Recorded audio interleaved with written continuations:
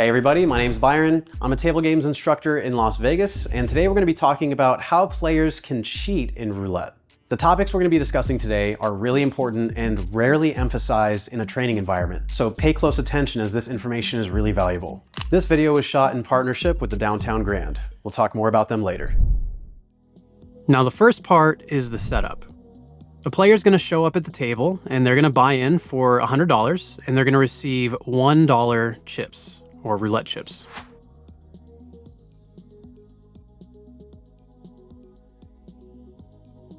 They're going to wait for the dealer to become distracted by either mucking or doing something else, and then they're going to pocket 1 or 2 stacks. In this case, this player is taking 2 stacks. After doing some playing, they're going to color up. We're going to give them their color and they will leave the table. They'll return to the table when there's a new dealer, or they will pass those stacks off to a friend. Have you ever been to the Downtown Grand in Las Vegas? It's located just off the Fremont Street Experience, but it's a great place for anyone to play. They let us use this facility to shoot this video, and we really appreciate it. With that being said, let's get back to the lesson. All right, so the player has returned to the table. It'd either be them with a new dealer, or it would be a different player where they got the new stacks. This time they're going to be buying in for $400 and they're going to be playing with marked nickels, and they're going to do brown again. Usually they'll request the same color that they have pocketed.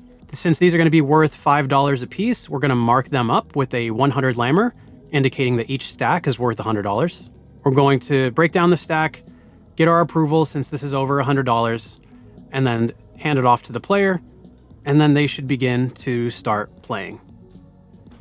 Yet again, they are going to wait for the dealer to become distracted.